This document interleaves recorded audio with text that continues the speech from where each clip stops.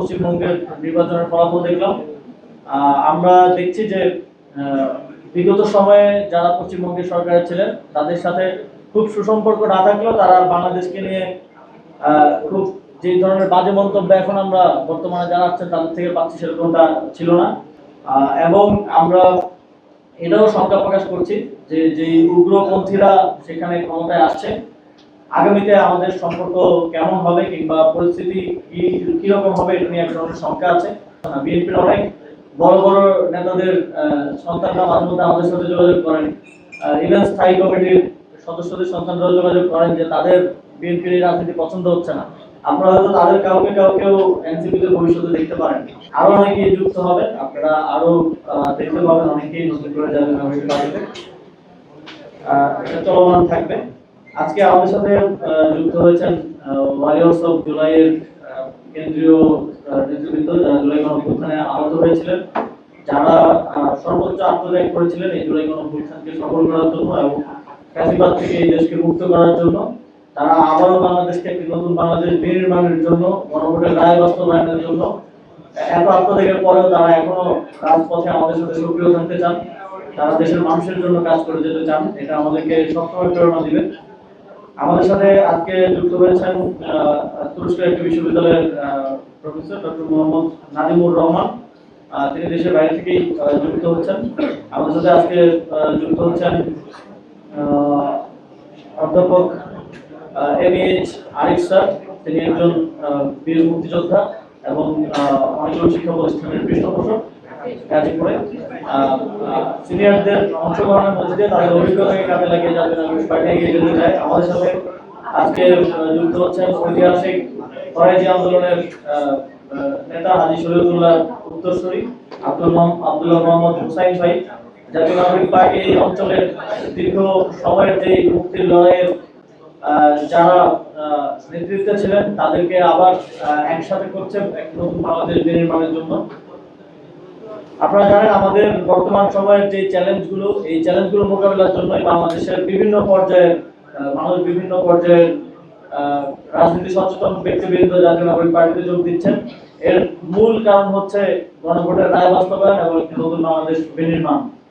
আমরা ভেবেছিলাম এবং আমরা বর্তমান সরকারের দল থেকে তখন প্রতিশ্রুতিও পেয়েছি যে তারা জুলাই সনদ বাস্তবায়ন করবে, গণভোটের রায় বাস্তবায়ন করবে, কিন্তু এখন আমরা দেখছি যে তারা জাতির সাথে প্রতারণা করেছে এবং সেটা তারা বুক ফুলিয়ে সংসদে দাঁড়িয়ে তারা বলছে।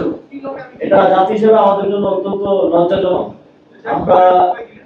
আমরা দেখেছি যে বিগত সময়ে যারাই এভাবে প্রতারণার আশ্রয় নিয়েছে, রাজনৈতিক প্রতারণার আশ্রয় নিয়েছে জনগণের সাথে, তারাই জনগণের দ্বারা নিক্ষিপ্ত হয়েছে।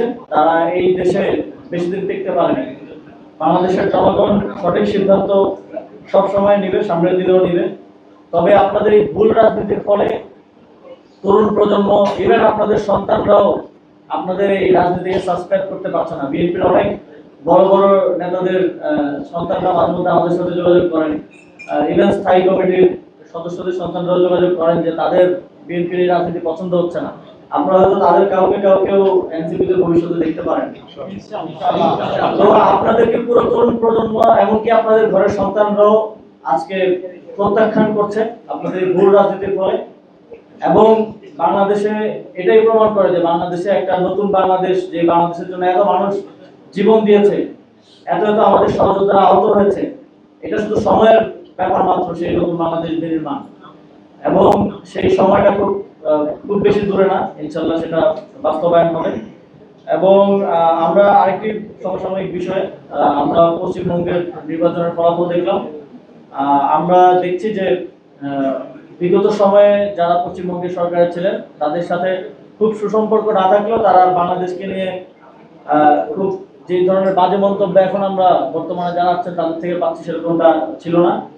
তো আমরা তাদেরকে আহ্বান জানাতে চাই যে আপনারা বাংলাদেশের অভ্যন্তরীণ বিষয় নিয়ে কথা না বলাই ভালো। আমরা আমাদের অভ্যন্তরীণ বিষয় দেখার জন্য বাংলাদেশের রাজনৈতিক দলগুলোই যথেষ্ট, বা আদার স্টেক হোল্ডার যারা আছেন তারাই যথেষ্ট।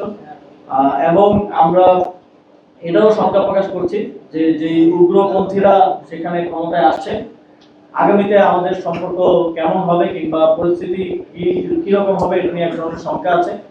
আমরা বাংলাদেশের পক্ষ থেকে বাংলাদেশের সার্বভৌমত্ব, এবং বাংলাদেশের মাথা উঁচু করে দাঁড়িয়ে থাকার জন্য আমাদের রাজনৈতিক লড়াই অব্যাহত রাখবো। আমরা স্থানীয় সরকার নির্বাচন নিয়ে আমরা শুনেছিলাম স্থানীয় সরকার মন্ত্রী তিনি বলেছিলেন এই বছরের মধ্যে অবশ্যই নির্বাচন অনুষ্ঠিত হবে, কিন্তু এখন আমরা আবার শুনছি যে এই বছর নির্বাচন তারা করতে চান না। আমরা দেখছি যে হোসেন মোহাম্মদ এরশাদ যেমন সারা দেশে প্রশাসক নিয়োগ দিয়ে রাষ্ট্র পরিচালনা করেছিল, তারেক রহমান ঠিক এরশাদের মতোই রাষ্ট্র পরিচালনা করতে চাচ্ছেন।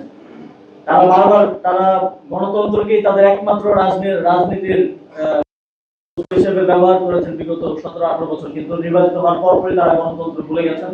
তারা এখন সব জায়গায় ধরে ধরে লোক বসিয়ে দিয়ে দেন যারা জনপ্রতিনিধি হতে ব্যর্থ হয়েছে, নির্বাচনে পরাজিত হয়েছে, এবং যারা নির্বাচনে মনোনয়ন বঞ্চিত হয়েছে তাদেরকে দিয়ে এখন স্থানীয় সরকার প্রতিষ্ঠানগুলো চালানোর, তাদেরকে প্রশাসক হিসেবে বসিয়ে চালানোর একটা পায়তারা চলছে।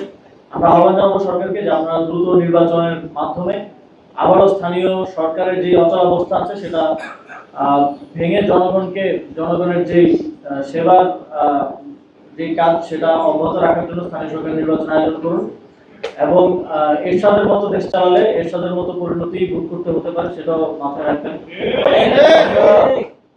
জাতীয় নাগরিক পার্টির আজকের এই অনুষ্ঠানে আপনারা যারা উপস্থিত ছিলেন সকলকে অসংখ্য ধন্যবাদ জানাই। নতুন যারা জাতীয় নাগরিক পার্টিতে যুক্ত হয়েছেন সকলকে আমরা স্বাগত জানাই, এবং আগামী দিনেও আরো যারা জাতীয় নাগরিক পার্টির সাথে যুক্ত হতে চান তারা আমাদের বিভিন্ন পর্যায়ে যারা জেলায় যুক্ত হতে চান, জেলা কমিটির সাথে তারা যুক্ত হতে চান, তারা সব কমিটির সাথে এবং আমাদের সাথে যোগাযোগ করবেন। আমাদের জাতীয় নাগরিক পার্টির দরজায় দেশের মুক্তিগামী জনগণের জন্য সবসময় উন্মুক্ত থাকবে।